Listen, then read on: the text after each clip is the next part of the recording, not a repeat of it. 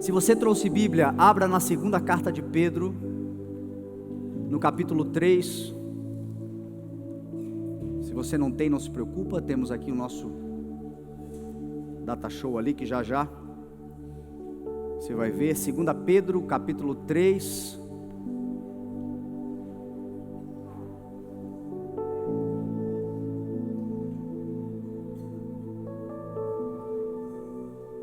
O verso de número 3 também, vamos começar no verso 3. Diz assim a palavra do Senhor: antes de tudo, saibam que nos últimos dias surgirão escarnecedores, zombando e seguindo suas próprias paixões. Eles dirão: o que houve com a promessa da sua vinda? Desde que os antepassados morreram, tudo continua como desde o princípio da criação. Mas eles, deliberadamente, propositadamente, se esquecem de que há muito tempo, pela palavra de Deus, existem céus e terra, esta formada da água e pela água. E pela água o mundo daquele tempo foi submerso e destruído. Pela mesma palavra, os céus e a terra que agora existem estão reservados para o fogo, guardados para o dia do juízo e para a destruição dos ímpios. Não se esqueçam disso, amados. Para o Senhor, um dia é como 1000 anos, e 1000 anos como um dia. O Senhor não demora em cumprir a sua promessa, como julgam alguns. Ao contrário, Ele é paciente com vocês, não querendo que ninguém pereça, mas que todos cheguem ao arrependimento. O dia do Senhor, porém, virá como um ladrão. Os céus desaparecerão com um grande estrondo, os elementos serão desfeitos pelo calor, e a terra e tudo que nela há será desnudada. Visto que tudo será assim desfeito, que tipo de pessoas é necessário que vocês sejam? Vivam de maneira santa e piedosa, esperando o dia do Senhor, de Deus, e apressando a sua vinda. Naquele dia os céus serão desfeitos pelo fogo e os elementos se derreterão pelo calor. Todavia, de acordo com a sua promessa, esperamos novos céus e nova terra, onde habita a justiça. Portanto, enquanto esperam estas coisas, empenhem-se para serem encontrados por Ele em paz, imaculados e inculpáveis. Tenham em mente que a paciência do nosso Senhor significa salvação, como também o nosso amado irmão Paulo lhes escreveu com a sabedoria que Deus lhe deu. Amém? Você pode orar comigo? Pai, nós te damos graças, Senhor, por esse culto, por este dia. Este foi o dia que o Senhor fez, por isso nós nos alegramos, nos regozijamos nesse dia. Te agradecemos, Senhor, porque até aqui o Senhor tem nos ajudado. Te agradecemos porque a Tua palavra nos ensina que nos dias da aflição basta olharmos para o céu, porque é do céu que nos vem o socorro. E aqui, Senhor, estamos numa noite com os olhos voltados para o céu, para aquilo que o Senhor está preparando nos céus para a Tua igreja, esse banquete preparado nos céus para o serviço, Senhor, da Tua igreja. Esse banquete se chama a Tua palavra, que nos alimenta, que nos nutre e que nos ensina, Senhor, nos dá força para vencermos, e nós temos a certeza de que no Senhor nós já somos mais do que vencedores, para a glória do Teu nome, em nome de Jesus, amém. Vou tomar um copo de água aqui. Nós estamos nesses dias tendo oportunidades. A gente não está percebendo, mas estamos tendo, ou talvez, alguns não percebem, mas estamos tendo oportunidades maiores do que imaginamos. Uma delas é de nos voltarmos para o que diz a palavra do Senhor sobre a volta do Senhor Jesus. Esses dias maus, a Bíblia diz que nós devemos considerá-los. Os dias bons aproveitá-los, e os dias maus considerá-los, porque o Senhor faz tanto um quanto o outro. A Bíblia diz que nós devemos aproveitar ao máximo cada oportunidade, porque os dias são maus. Mas esses dias maus, foi Salomão que disse certa vez que há grande sabedoria em estar na casa onde há luto, maior do que na casa onde há festa. Porque na casa onde há luto, o ser humano, o homem, a mulher, ele passa a se interiorizar, ele olha para dentro dele, ele percebe que ele também é pó, ele percebe que ele também está destinado à morte, que é um processo da vida de todos, e que ele pode fazer uma reflexão sobre como ele está escolhendo viver, como ele está vivendo, as decisões que ele está tomando, e pode acertar o seu caminho, pode ajustar. Há maior sabedoria na casa onde há luto do que na casa onde há festa, porque a festa é boa, a festa é revigorante, a festa é para celebrar, mas na festa a gente não aprende, a gente só comemora aquilo que a gente conquistou, aquilo que a gente venceu, aquele momento de alegria. Bom, tanto um quanto o outro são importantes. Então os dias maus, eles não são dias para o povo de Deus, para a destruição, porque a Bíblia diz que todas as coisas estão cooperando para o bem daqueles que amam a Deus e que foram chamados de acordo com o seu propósito.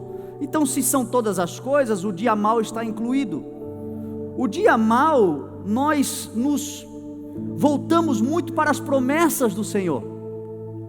No dia mau, nós temos uma esperança, nós temos uma expectativa. É no dia mau que nós olhamos para os céus e buscamos ao Senhor, sabendo que é de lá que nos vem o socorro.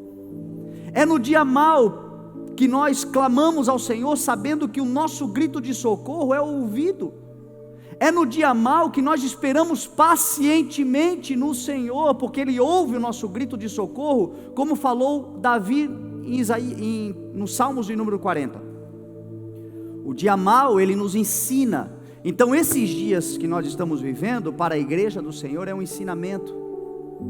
O ensinamento é uma chamada, um posicionamento. Na verdade, nós não estamos aprendendo algo novo, nós estamos voltando a uma essência, que é a base da nossa fé, que é a certeza de que o nosso Redentor vive, ressuscitou e voltará. E Jesus voltará, meu irmão, num cenário pior do que esse. Os dias que antecedem a volta do Senhor Jesus serão dias caóticos, diz a Bíblia. Os homens desmaiarão de terror e apreensão, aflitos por aquilo que há de vir, por aquilo que ainda estão esperando. Os dias maus, aquilo que está acontecendo hoje, nesse tempo, e eu não estou apenas falando do Brasil, o mundo inteiro está entrando num colapso, o mundo inteiro está neurótico, o mundo inteiro está vivendo à beira do colapso. Aqui no Brasil, nós estamos nessa crise aí econômica provocada por essa paralisação, mas eu estava vendo essa semana na Irlanda, as pessoas chorando, comemorando como quem ganha uma Copa do Mundo, como quem ganha um grande presente, como uma mãe que ganha um filho, uma família que celebra. Hoje os nossos bebês quando nascem, aparece lá na televisão da maternidade, está lá a família quando nasce, todo mundo comemora, chora, se abraça. Na Irlanda esse mesmo sentimento de comemoração, porque ganharam o direito de abortar, celebrando a morte. Uma multidão celebrando o direito de poder tirar a vida. O que é isso? Romanos 1 se cumprindo. A Bíblia diz que, querendo ser sábios, tornaram-se loucos,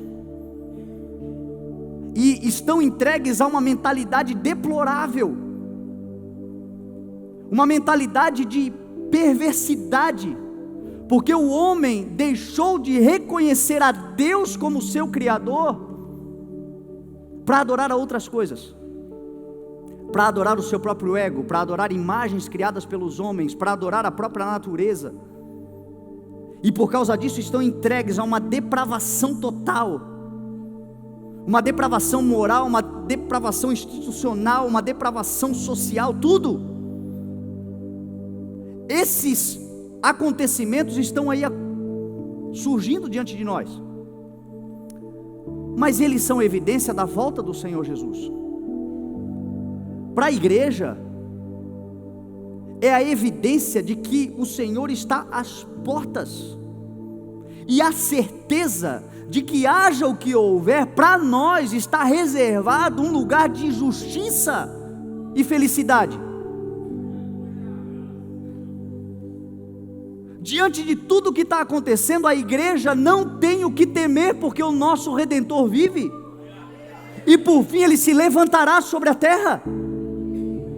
Nós acabamos de ler um texto, pouco se fala da volta de Jesus, pouco se falava, porque vai se falar muito, tem que se falar muito, sempre.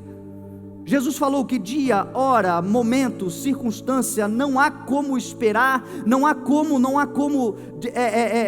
programar isso, não há como contar, não tem como você sistematizar, eu acho que vai ser amanhã, talvez daqui 20 anos, não. A Bíblia que nós acabamos de ler diz que um dia para Deus é como 1000 anos, e 1000 anos como um dia. A vida do homem é 70, 80. Gerações que já morreram esperavam pela volta do Senhor Jesus, e não aconteceu. Desejavam, oravam, e não aconteceu, o que não significa que não acontecerá. A Bíblia acabou de dizer na leitura que nós fizemos, que nos últimos dias muitos dirão: o que aconteceu com a promessa da vinda? Tudo está do mesmo jeito, os homens estão vivendo do jeito que estão vivendo, as coisas estão piorando, o que aconteceu? Mas eles deliberadamente se esquecem de que a terra, muito tempo antes formada da água e pela água, foi destruída pelo dilúvio. Basta você estudar um pouco de ciência, se você não crê em Gênesis 6, você vai descobrir que houve um dilúvio na terra, e o mundo que agora existe está destinado para o fogo. Creio eu na literalidade do texto, mas também na forma figurativa. O texto já nos mostra, o mundo já nos mostra fogo. Os homens estão incendiados, o mundo está bipolar, as pessoas estão vivendo esse tempo de insubmissão, de rebeldia, guerras, rumores de guerras. Agora, para a igreja não há o que temer. Você é filho de Deus? Para você está reservado um lugar de justiça, para você habitar por toda a eternidade. Você pode erguer a sua cabeça, porque a tua redenção está próxima. A tua casa está protegida no Senhor. Creia no Senhor Jesus e serão salvos, tu e toda a tua casa. Tudo que está acontecendo, você está protegido no Senhor.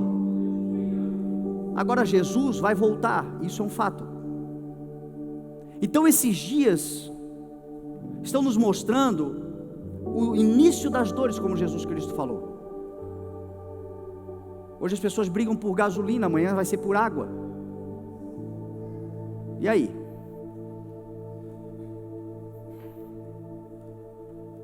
Hoje as pessoas brigam por coisas, estão se degladiando por coisas que são criação nossa, que nós conseguiríamos viver sem elas. Mas nós estamos tão dominados por tudo aquilo que nos foi dado, tão viciados, tão escravizados por tudo aquilo, escravos da tecnologia, escravos da ciência, escravos de tudo aquilo que hoje, da facilidade, da comodidade. Mas a verdade é que nós conseguimos se virar sem gasolina, nós conseguimos nos reajustar, mas chegará um tempo onde as coisas serão mais pesadas, mais fortes, serão mais agressivas, as dores serão maiores, as aflições serão maiores. Nesse mundo vocês terão aflições, mas tem de bom ânimo. Jesus falou: eu venci, e é por isso que nele você também já venceu. Ele já venceu. Mas por que eu estou falando isso para a igreja que já sabe que é vencedora? Porque esses dias são apenas dias que estão mostrando a nós mesmos como nós estamos. Esses dias estão nos mostrando como é que nós estamos em relação à fé que nós temos, à certeza que nós temos, à promessa que nós carregamos, à verdade que nós cremos. Esses não são dias para nós olharmos para os outros, para julgarmos. O que não botou gasolina está xingando quem botou gasolina, mas o que não botou gasolina está conseguindo andar sem gasolina, o que botou talvez precise se deslocar para um lugar muito longe. Julgando, medindo as pessoas. Uns estão pedindo intervenção militar, os outros estão pedindo que o governo abra mão, que o governo, que o Temer saia, que haja fugiu a palavra, uma eleição já direta agora, antecipada, uma eleição antecipada, essa é a palavra. Aí eu vi um outro, intervenção alienígena já. Eu pensei, esse cara está sendo mais profético do que muita gente dentro da igreja. Sem saber, ele está falando algo que realmente é o que nós devemos esperar, porque a Bíblia diz que quando isso começar a acontecer, essas coisas começarem a acontecer, Ele virá nas nuvens com poder e grande glória, cercado dos seus anjos, o nosso Deus que foi aos céus, que disse: o meu reino não é desse mundo. O que é isso? Extraterrestre, de certeza. Então tem gente profetizando sem saber. Mas é uma confusão, é uma disputa, é uma falta de entendimento, inclusive dentro da igreja. Nós como igreja estamos divididos. No domingo nós tivemos um culto aqui memorável, aqueles que vai ficar para a história da igreja, para nós nos lembrarmos lá na frente, o que nós estamos vivendo hoje foi resultado daquele dia, foi o que nós passamos no domingo aqui. E a palavra do Senhor no domingo foi unidade, unidade do povo de Deus, unidade da igreja, unidade no mesmo propósito, unidade em oração, unidade na confiança na palavra do Senhor, unidade na pregação do Evangelho. Então esses dias estão mostrando como é que eu e você estamos em relação ao Senhor e à sua promessa. Porque Jesus disse assim: se vocês permanecerem em mim, e as minhas palavras permanecerem em vocês, vocês pedirão o que quiserem e vos será feito, porque o meu Pai é glorificado no fato de vocês darem muito fruto, e assim serão meus discípulos. Então qual é a glória do Pai em nós? Nós darmos fruto. O que nos faz discípulos nessa terra hoje? Darmos fruto. Nós somos considerados discípulos do Senhor, nós somos embaixadores, nós somos missionários, nós somos pessoas que nesse momento de crise, temos um fruto do Espírito, temos algo a oferecer. O povo está com fome, o povo está perdido, o povo está desorientado, o povo está se degladiando, brigando na fila, por conta de 1 litro de gasolina. Sabe o que é isso? Isso é resultado de quem coloca a sua esperança toda na terra. Uma vez que a tua esperança está na terra, tudo que a terra te oferece é essencial e indispensável. Então se você quer conhecer alguém, quer conhecer a natureza humana, quer conhecer a natureza da carne, tira do ser humano as necessidades dele, aquilo que é básico, a oferta básica para ele. Você vai conhecer o ser humano, a obra da carne. Por isso que você vê brigando por qualquer coisa, por isso que você vê essa confusão acontecendo, porque são pessoas que infelizmente a sua esperança está apenas naquilo que a terra pode oferecer. Mas a nossa esperança não está naquilo que a terra pode oferecer, a nossa esperança está naquilo que o céu já ofereceu, Jesus Cristo nosso Senhor. Então quando nós olhamos para o Senhor e para a sua promessa, nós somos atacados na carne? Claro que somos. Temos desejo de resolver as coisas na carne? Claro que temos, mas nós temos um Espírito que milita contra essa carne, o Espírito Santo de Deus. Então as obras da carne são manifestas, diz a Bíblia, na imoralidade, na violência, na calúnia, em toda coisa, em tudo aquilo que é ruim que a gente está vendo acontecer. O mundo precisa conhecer o Evangelho. O mundo está andando naquilo que é a natureza dele, a natureza da carne. Mas e nós? que temos uma outra natureza em nós, a natureza do Espírito de Deus. Jesus disse: se vocês permanecerem em mim, as minhas palavras em vocês, vocês darão fruto. E quem dá fruto, é meu discípulo, é discípulo do Senhor. Que fruto é esse? O fruto do Espírito. Jesus estava falando simplesmente de que aquele que está nele dá o fruto do Espírito. E o fruto do Espírito, ele se manifesta nesses momentos. O fruto do Espírito se manifesta quando eu e você estamos em necessidade. O fruto do Espírito se manifesta quando eu e você estamos em tribulações. O fruto do Espírito é nesse momento que ele se manifesta. Então, essa noite o Senhor marcou para que eu e você possamos olhar para dentro de nós. Não é olhar para o outro, é olhar para nós. Como é que eu estou em relação ao fruto do Espírito nesses momentos? Como é que está a minha vida? Como é que eu estou manifestando? Como é que eu estou reagindo? Porque a ação ela é programada, a reação não. A reação é algo nosso, daquilo que nós somos verdadeiramente. Jesus disse que certas pessoas são como semente plantada em terreno pedregoso. Hoje a língua está travando, gente, me perdoa, tem dia que é assim. Que logo se recebe a palavra com alegria, mas não tendo raiz em si mesmo, na primeira tribulação ou perseguição por causa da palavra, ele logo a abandona. Então onde é que a gente dá fruto? Quando nós temos a oportunidade. Por isso que esses dias são oportunidades para nós. Outro dia eu fiz um vídeo falando sobre isso. Esses dias são oportunidades para nós. Oportunidade de dar o fruto segundo o Espírito de Deus. Só que o fruto se manifesta na tribulação e perseguição por causa da palavra. Então a gente recebe, a gente é abastecido, a gente vai se alimentando com a palavra vai produzindo em nós algo diferente, mas é no dia da tribulação e da perseguição, por causa dela, que nós manifestamos se temos raízes profundas no Senhor, ou se ainda estamos na superficialidade das coisas. O Senhor hoje está te chamando para você ser uma terra boa. Tudo que você semear aí, meu irmão, dar uma boa semente a 30, 60 e até 100 vezes mais. Uma terra profunda, uma terra fértil, onde a boa semente do Evangelho vai frutificar para a glória do nome do Senhor, e você ser levantado nessa terra, que está um caos, como um discípulo, uma luz no meio das trevas, porque eu e você somos chamados para sermos luz no meio das trevas.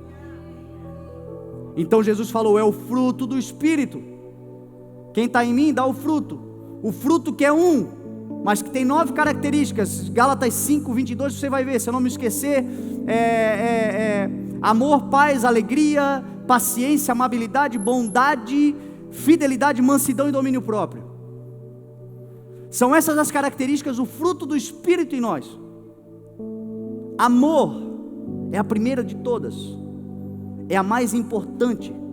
Fé, esperança e amor. O maior, porém, é o amor. E qual é a característica do amor do Senhor?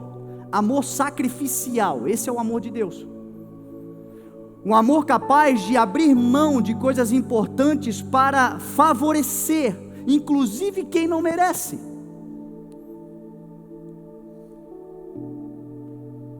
Então nesses dias, como é que está a nossa relação com as pessoas que estão à nossa volta? É estocar para si mesmo? Ou é confiar que repartindo a multiplicação? Porque o amor sacrificial do Senhor se manifesta naquele menino dos 5 pães e 2 peixinhos. A Bíblia diz que era uma multidão, 3 dias com fome. Era um caos. Troca por gasolina para nós entendermos aqui, vamos contextualizar. Era um caos, mal tinha para ele. Era uma multidão passando necessidade, mas ele resolveu repartir o que ele tinha. E para repartir, o que ele fez? Colocou na mão do Senhor Jesus, e na mão do Senhor Jesus o teu nada vira muito, o teu pouco vira muito. Então o amor sacrificial do Senhor vai se manifestar nesse dia através da igreja. Outro dia eu fiz um áudio, você vai no supermercado porque está faltando as coisas estão acabando. Se você vai comprar para você, se você tem condições de comprar para mais alguém, compre, porque alguém não vai conseguir ir, e vai faltar. Compre para repartir, não compre para estocar. Compre para repartir, porque você está dependendo, não é da economia humana, você não está dependendo do Temer, você não está dependendo da Petrobras, você está dependendo do Senhor, o nosso Redentor, que se for necessário, multiplicará a gasolina do teu carro, e você vai chegar no lugar que você tem que chegar, sim, em nome de Jesus. Vai multiplicar o pão na tua mesa. Mas é agora que a igreja pode mostrar esse amor sacrificial, porque é fácil repartir da sobra. É até uma obrigação, pelo amor de Deus. Está todo mundo bem. E às vezes a gente faz caridade com o que nos sobra, achando que Deus está lá do céu cheio de orgulho, dizendo: ai, que meu filho, como meu filho é amado, eu estou dando para ele está deixando pingar em todo lugar. A generosidade se manifesta na escassez. A generosidade se manifesta na dificuldade. Agora é o momento do fruto do Espírito se manifestar em nós. Seja generoso e você vai ver Deus fazendo coisas poderosas através da sua vida. Não vai faltar para você e não vai faltar para quem receber de você. O fruto do Espírito é amor. E o amor do Senhor é o amor que não vê os seus próprios interesses. Não se alegra com a injustiça, mas se alegra com a verdade. Tudo crê, tudo sofre, tudo suporta. O amor que tanto amou que deu. Agora é hora. Então agora é hora de a gente olhar para nós e dizer: Senhor, me ajuda a melhorar. Porque é aquela guerra natural da carne contra o espírito. É natural. É natural você olhar, eu tenho filhos lá em casa, é natural você olhar para eles, olhar para a realidade e dizer: eu não sei o que vai ser amanhã, então passa depois, eu não posso te ajudar. Já estou na fila há tanto tempo, o que está pensando? Às vezes nós estamos perdendo essa sensibilidade, o amor gracioso, que diz assim: ó, tu não merece, mas eu vou te ajudar. Porque é assim que Deus manifestou o amor dele em nós. E se nós estamos em Cristo, nós frutificamos, não é de acordo conosco, nós frutificamos de acordo com a seiva da raiz que nos alimenta. Então já não vivo eu, é Ele que vive através de mim. Então o amor do Senhor é um amor de graça mesmo, é um amor por aquele que não merece. É um amor por aquele que está todo atrapalhado, aquele que está fazendo confusão, mas ele não conhece o que nós conhecemos, mas ele vai conhecer através da sua vida, porque uma vez que alguém se alimenta desse fruto, não quer comer outro fruto. Então o fruto do Espírito é amor, é paz. Você está em paz nesses dias? Em paz eu me deito e logo adormeço, porque só tu me fazes habitar em segurança. Você está vivendo um tempo de paz interior? Você está vivendo um tempo de serenidade? Talvez você não esteja. O Senhor está dizendo para você: em mim você vai viver essa paz que excede todo entendimento, que vai guardar você. Os dias são maus, os dias tendem a piorar, só que em mim você estará guardado em paz, e com paz você não vai errar. Porque o que te faz errar, o que me faz errar, são atitudes precipitadas de um coração ansioso, angustiado. E o Senhor quer guardar a sua igreja com paz. Ele disse: eu deixo para vocês a minha paz. A minha paz eu dou a vocês, eu estou indo, mas eu vou deixar e dar a vocês a minha paz. E não vou dar como o mundo dá. Eu dou outra paz que excede todo o entendimento. A paz do mundo é você estar estocado. A paz do mundo é você olhar para aquilo que é material e ver que nos próximos dias não vai te faltar nada, mas aquilo é transitório, aquilo é passageiro. Então a paz do mundo é correr atrás de coisas para viver aqui uma certa tranquilidade, mas amanhã vai estar ansioso de novo. A paz do Senhor é tendo muito ou tendo nada, você continua em paz. Passando no frio ou no calor, você continua em paz. Sendo perseguido ou honrado, você continua em paz. Porque a paz que o Senhor quer oferecer para a sua igreja é uma paz que não está condicionada às circunstâncias à sua volta. É uma paz que excede todo o entendimento das circunstâncias que estão à nossa volta. Você crê que isso é possível? É isso que o Senhor quer dar para a sua igreja? E talvez esses dias agora sejam apenas para nos treinar, para a gente entender: opa, eu preciso buscar mais dessa seiva, eu preciso me conectar mais com o Senhor, porque o fruto do Espírito é a paciência, por exemplo. Como é que nós estamos? Estamos pacientes no Senhor? Esperei com paciência no Senhor. É a amabilidade, é a bondade, é a mansidão, é o domínio próprio. Então aproveite esses dias, que graças a Deus tendem a esse momento melhorar, mas outros dias virão. Aproveite esses dias para fazer essa análise interior, porque o que o Senhor quer fazer de você é uma fortaleza nesse tempo, é uma pessoa que seja refúgio para outros. O Senhor vai fazer de nós algo que a gente não entende ainda, eu acho que a gente não consegue dimensionar ainda o que o Senhor vai fazer por nós e em nós. Mas o Senhor vai fazer de nós candeias, como diz a sua palavra, sal, como diz a sua palavra, fermento que leveda toda a massa. Sabe o que é isso? É gente que aonde está influencia, para o bem ou para o mal.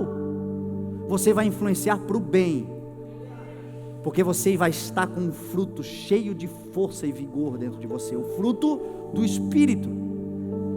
Então esses dias são dias para treinamento, pode acreditar nisso. Eu não estou aqui tentando te assustar, nem te falar, é a realidade do mundo. O Senhor Jesus está preparando a sua igreja, só que no meio dessa realidade, você estará protegido, se você deixar simplesmente a seiva te alimentar. Se você deixar simplesmente o Senhor ser o teu Senhor mesmo, ser o Deus da tua vida, ser aquele que governa e guia a tua história. É um tempo de apresentar-se ao Senhor, é um tempo de deixar o Senhor livre para trabalhar em nós e fazer de nós a sua boa vontade, fazer em nós a sua boa vontade. Nós estamos vivendo esses dias. A igreja vai viver num tempo, vai entrar num tempo de total dependência do Senhor, de total expectativa, aqueles que serão alimentados, supridos, alcançados, protegidos pelo Senhor. Você está pronto a viver pela fé? Ixi.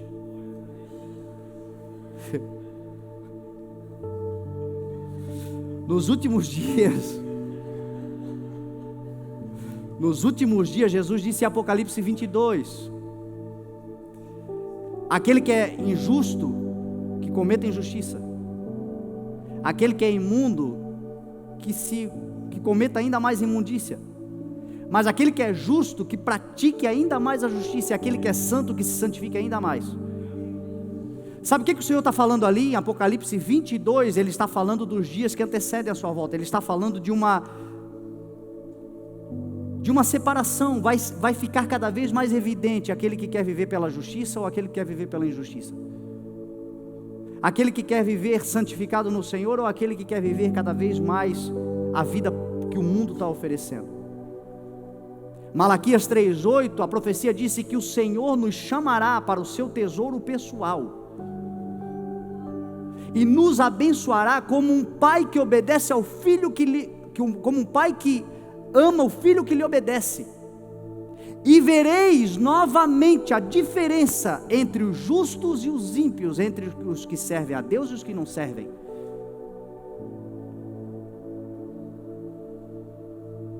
Paulo disse: o justo viverá pela fé. Então é um tempo da igreja se posicionar, não dá mais para andar aqui e lá. É um tempo de decisão, a decisão do coração, porque as demais coisas ele vai fazendo. Porque às vezes parece, eu tenho que fazer isso, fazer aquilo, fazer aquilo, fazer aquilo. Não, você tem que crer e deixar-se ser enxertado na oliveira verdadeira que é Cristo. É entregar de uma vez o teu caminho ao Senhor, confiar nele, e o mais ele vai fazer. Mas o entregar e o confiar depende de nós. Entrega o teu caminho ao Senhor, confia nele. Aquele que crer no seu coração e confessar com a sua boca será salvo. Todo aquele que invocar o nome do Senhor será salvo. Porque com o coração se crê para a justiça e com a boca se confessa para a salvação. O que o Senhor está dizendo? Entrega, entrega. Confiança é entrega. Confiança é parar de se debater, meu irmão, e se entregar nas mãos daquele que pode mudar a tua história de uma vez por todas. É a mesma coisa que Pedro está falando nessas cartas.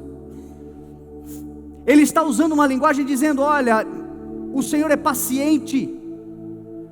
Não pensem que a palavra e a promessa não vai se cumprir, mas entenda que você e eu estamos vivos por causa da paciência do Senhor. O mundo ainda não se autodestruiu por causa da paciência do Senhor, porque o Senhor é longânimo, cheio de paciência e misericórdia, não querendo que ninguém pereça, mas que todos cheguem ao arrependimento. A vontade do Senhor é que o mundo se arrependa, é que as pessoas se arrependam, é que o mundo conheça aquele que é a fonte do amor, aquele que pode mudar a nossa realidade.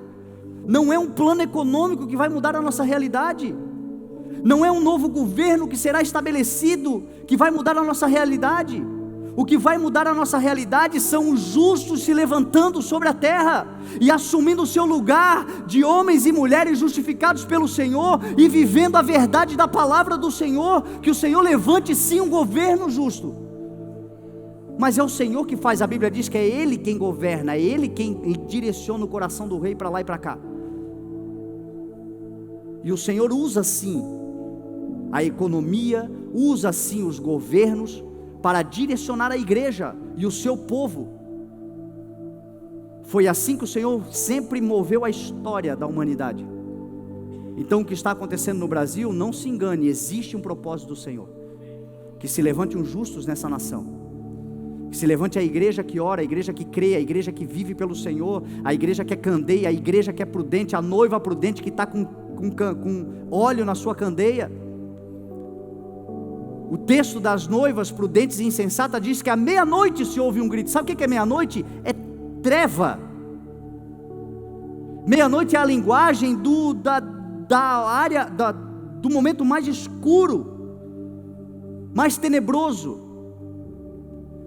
momento de maior medo, um momento de maiores dúvidas e incertezas. À meia-noite se ouve o grito: o noivo vem. Jesus está dizendo assim, ó: quando todo mundo achar que não terá mais solução, eu vou me apresentar, e aqueles que foram guardados por mim, em mim estarão e não se perderão, ouvirão a minha voz e estarão comigo aonde eu estiver. Ele disse: não perturbe o coração de vocês, creiam em Deus, creiam também em mim. Na casa do meu pai há muitas moradas, eu estou indo preparar lugar, e quando eu voltar eu levarei vocês para que vocês estejam comigo aonde eu estiver. A igreja precisa nesses dias se lembrar disso, porque senão o coração vai ficar na terra, o coração vai ficar naquilo que é transitório, naquilo que a traça corrói, naquilo que a ferrugem destrói, naquilo que é passageiro, naquilo que aqui nasceu e aqui ficará. Mas se o nosso coração estiver na promessa do Senhor, nós ficaremos firmes e nada vai nos abalar, porque a nossa firmeza não é aquilo que nos cerca. A nossa firmeza é a rocha chamada Jesus Cristo, e a sua palavra, e a sua firmeza, e o poder que Ele tem de nos sustentar. É Ele que nos sustenta. E aí Pedro vai dizer: visto que essas coisas vão acontecer, que tipo de pessoas é necessário que vocês sejam?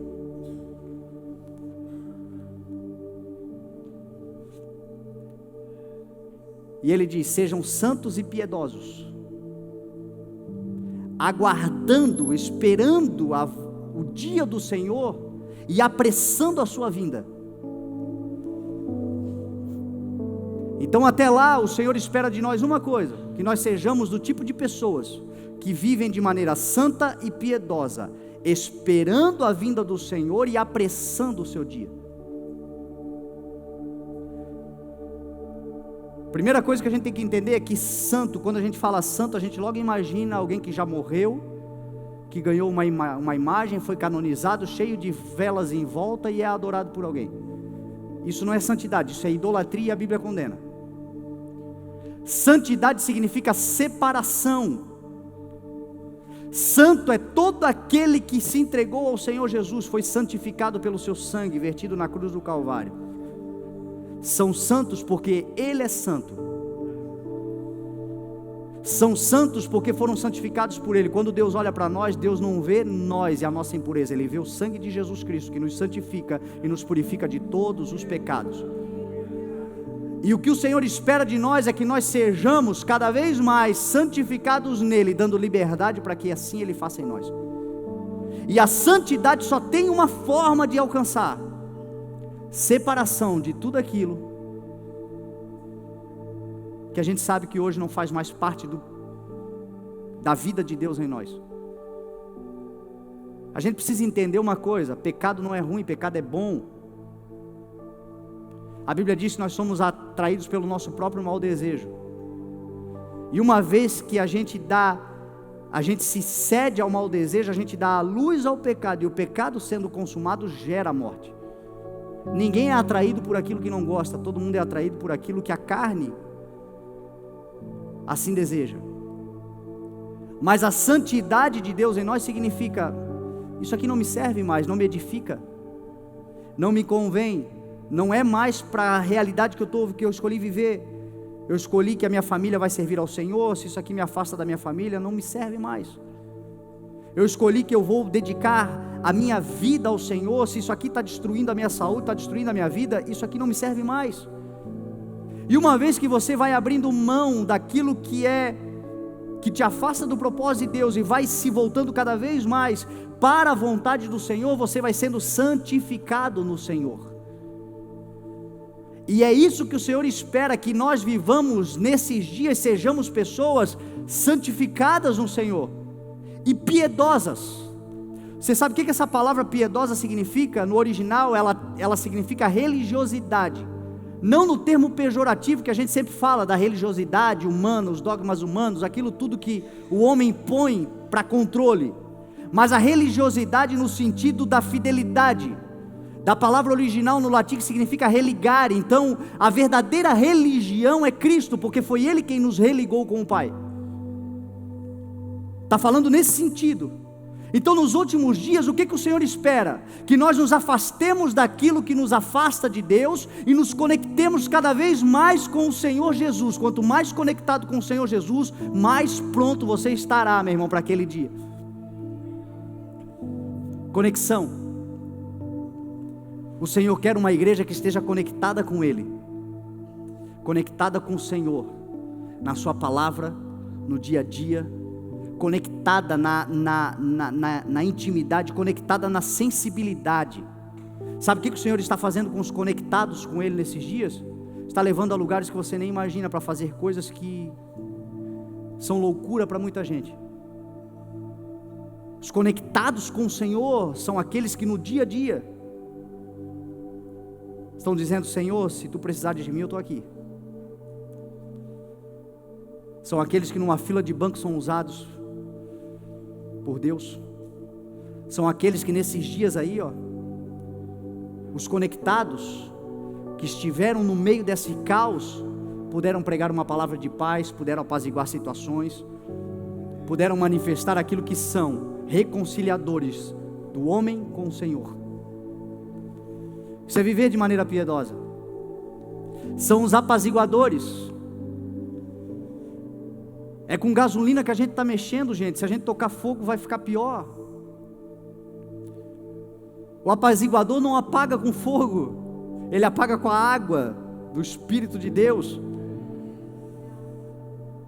Então é isso que o Senhor está dizendo, é essa piedade, como é que o Senhor espera que nós vivamos nesses dias? Sejamos pessoas como? Santas e piedosas, afastadas daquilo que está nos afastando, olhando para frente, esquecendo as coisas que ficaram para trás e nos conectando a cada dia mais com o Senhor. Você vai buscar e você vai encontrar o Senhor quando você buscar de todo o coração. Tem muita gente nesses dias que está dizendo: meu Deus, o pastor fala que Deus fala com ele, o outro fala que Deus fala com ele, o outro fala que não sei o que, e comigo não acontece. Busca o Senhor de todo o coração e você vai encontrar. Eu quero declarar que você vai viver a maior experiência da sua vida, em nome de Jesus. Algo que ninguém vai poder tirar de você, algo que você e Deus sabem que foi algo para a eternidade. Eu creio que todo aquele que está nessa terra viverá esse dia. Se crer, vai viver. Se clamar, vai viver. Se pedir, vai viver.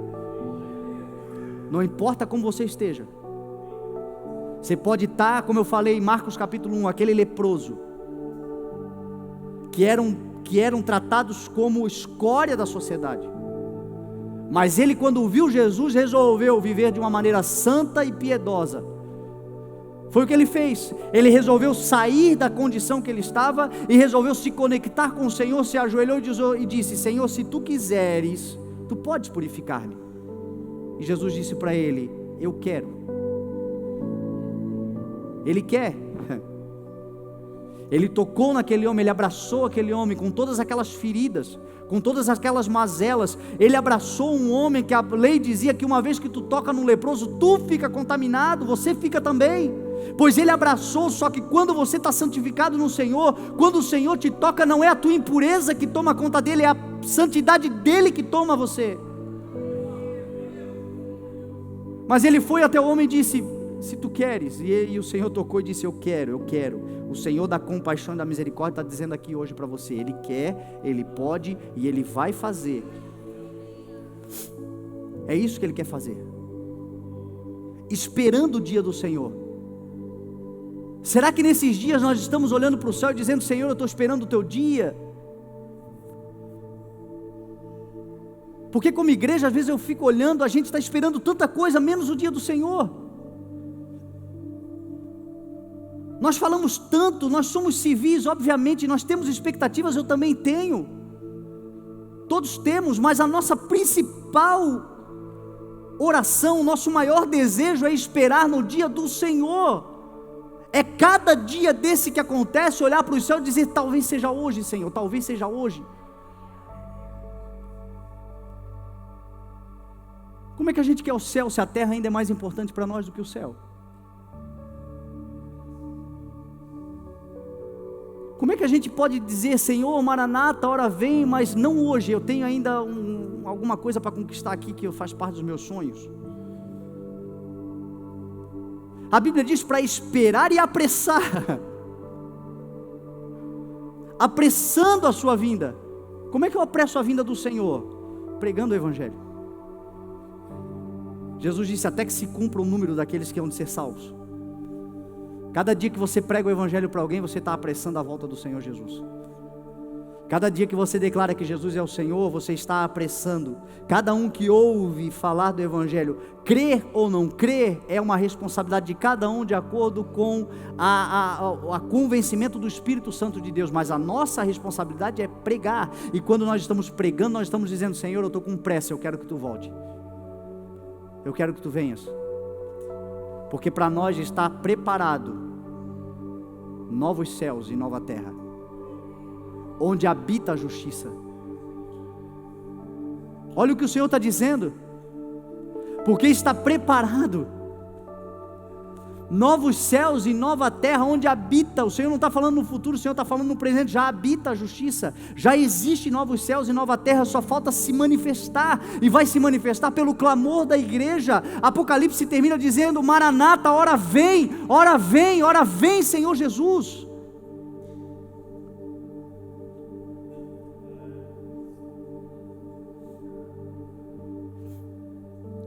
O Senhor quer que todos cheguem a esse dia. O Senhor está clamando, os céus estão clamando, os céus estão esperando, os anjos estão cantando. Falta a igreja dizer: Senhor, vem. Tem muita gente que se diz igreja, mas não crê. Aí o que acontece? A Bíblia diz que a paciência do Senhor significa salvação. O Senhor é paciente, o Senhor está esperando. O Senhor é um Deus amoroso. A paciência significa salvação. E aí alguns se levantam e dizem, mas eu acho que não vai acontecer nada. E o Senhor está dizendo, eu não quero que ninguém pereça. E a minha paciência significa salvação. Mas a Bíblia diz que haverá um dia. Esse dia acontecerá. Então é importante. E Pedro termina dizendo, é importante que nós sejamos encontrados em paz. Naquele dia você vai ser encontrado em paz interior, paz de espírito. Paz. Inculpáveis e imaculados. Quando o Senhor Jesus voltar, eu quero declarar, Ele não nos encontrará impuros, sujos. Ele nos encontrará em paz, imaculados e irrepreensíveis, porque a sua palavra faz isso conosco. A palavra do Senhor hoje está sendo ministrada para nos dar paz, tirar de nós todas as manchas e máculas e nos deixar irrepreensíveis diante do Senhor. Sabe o que isso significa? Que hoje, meu irmão, agora, se você chegou aqui sem a salvação, você terá a salvação, e haja o que houver, você está no Senhor. Porque uma vez que você crê, uma vez que você entrega o teu coração, uma vez que você coloca a tua vida no altar do Senhor e diz, Senhor, lembra-te de mim. Como aquele ladrão na cruz, ele disse, lembra-te de mim quando entrares. Jesus disse, ainda hoje estarás comigo. Porque todo aquele que invocar será salvo. Todo aquele que se posicionar viverá as grandezas do Senhor. O texto está dizendo, sendo bem claro, o mundo que hoje existe está caminhando à bancarrota. Mas a vocês, igreja, é necessário que sejam santos, piedosos, esperando e apressando, porque existe um lugar onde habita a justiça, e é nesse lugar que vocês estarão. É esse lugar que o Senhor está preparando para nós. Então eu gostaria que você ficasse de pé agora.